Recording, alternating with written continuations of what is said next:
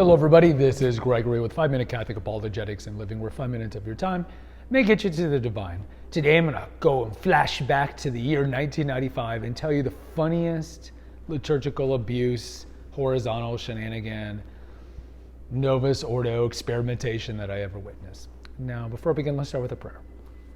Nomine Patris et Filii et Spiritui Sancti. Amen. Gloria Patri et Filio et Spiritus Sancto, sic ut erat in principio et nunc et semper, et in saecula saeculorum. Amen. So if any of you are new to this channel, one of the reasons I do the Glory Be in Latin is because I do my rosary in Latin. It just connects me to the tradition of the faith, at least the Latin Rite tradition. And when I'm saying the Glory Be in the Our Father and the Hail Mary and the Credo, everything in Latin, it just connects me to Augustine of Hippo and Teresa of Avila and all these great saints. So, the year is 1995. I was a student at St. Mary's University in San Antonio, Texas. Now, I grew up Catholic. I do have an episode here, Who is Gregory? I'll see if I remember to put it up here. But I grew up Catholic. My parents were Mexican immigrants. They came from Jalisco, which, if you're familiar with La Cristiada of the 1920s, Jalisco was the area where that rebellion took place, where the Freemasonic Mexican government was trying to outlaw the Mass, and there was an uprising. Probably Blessed Miguel Pro is probably the most famous martyr, Viva Cristo Rey. And so my great-grandparents were involved in that. I don't know if they actually fought, but I do know they were involved because my father, may he rest in peace, told me about it. But anyways, so my father told me about the Masonic influence in the church and the infiltration, and he was very kind of keen. This is back in the 70s and 80s of what was going on with the problems with the church. So I was raised Catholic. I always loved my faith. I was morbidly overweight, so I lost all my weight my senior year in high school, and so I kind of made a vow to God that I would never forsake him. Or I sin all the time, so I guess it's forsaking him, but I would never leave the faith. I would never leave the faith. I've always gone to Mass. I've never entered a period in my life where I missed Mass. I just never. I love Mass, even bad Novus Ordo Masses, which we'll get to in a second.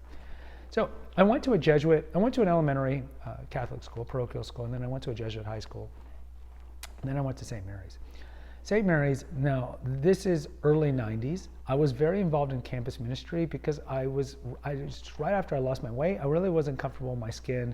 The school was very Greek-centric, and I was in that phase where I don't want to buy my friends, all that nonsense.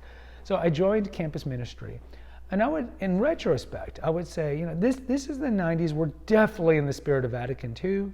Probably not as bad as the 70s and 80s, but definitely the people that were running the campus ministry, the priests and the lay, were definitely children of the spirit of Vatican II.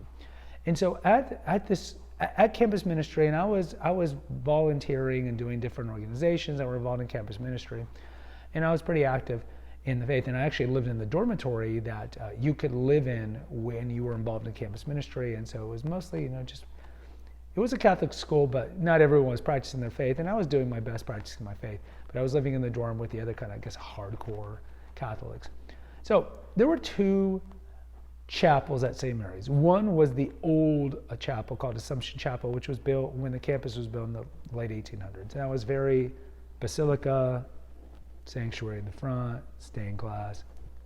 Then what they did was, I don't know what year they built it, they built this other dormitory that had a chapel in it.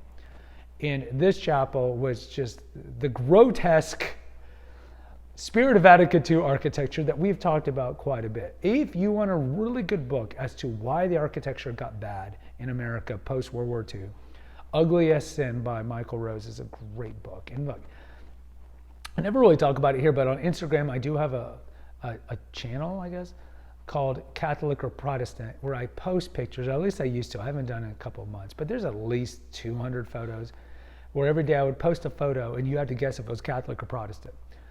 And the church architecture was horrible. So in this place, it was the classic pews on the side, looking at each other, altar on one side, choir on the other, and then we're all looking at each other in the middle.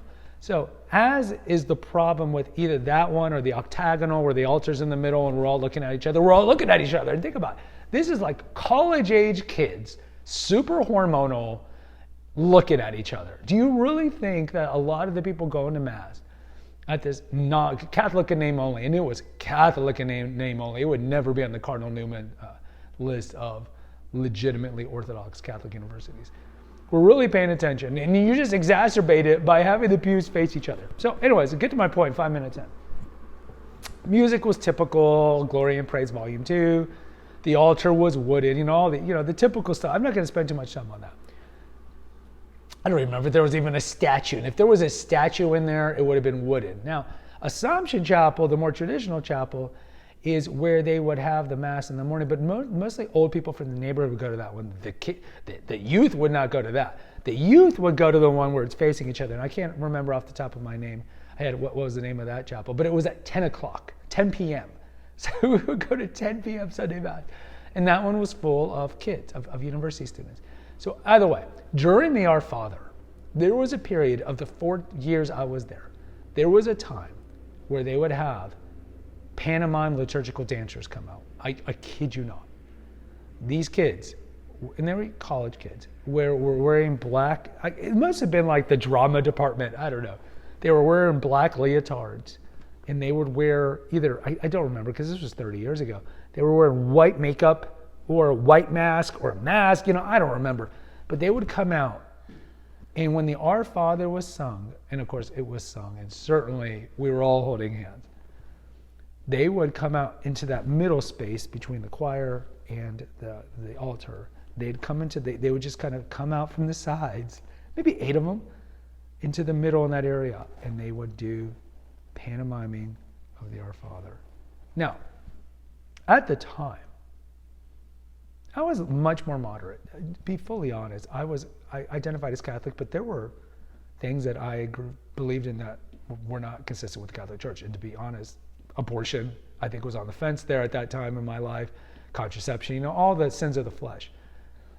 But I loved the Mass. And at this time, when they would do this stuff, I was just wanting to laugh. It was so just hysterically stupid, right? But this was the kind of the spirit of Vatican II at this particular church where they thought, and you've seen these videos, right? Other places where the African dancers come out in a white suburban church. We've seen these other examples of liturgical dances. So by no means did St. Mary's have the monopoly on this. But this was their spin on it. And I think at the time, nobody thought this was somehow bettering the holy sacrifice of the Mass. Now, to be fair, I don't think anybody in that church, aside from hopefully the priest, even knew that it was the holy sacrifice of the Mass, because this was table of plenty time. This was the banquet time of what we thought of the Mass as a banquet and all that. But at the time, it was just so egregiously wrong. Of course, it wasn't consistent with the general instruction of the Roman Missal. But this was the kind of experimentation that we had. And I think about the 30, 35 years that I've been going to Catholic Mass, that I remember at least, this was probably the most egregious. And I've seen other egregious stuff, but this one just takes the cake. The pantomiming of the Our Father. And then after the Our Father, they would just kind of go away. They would never say it again. Anyway, post in the comments. I want to hear what's the most funniest, egregious liturgical abuse that you've seen at a Mass in your lifetime. Until next time, take care and God bless.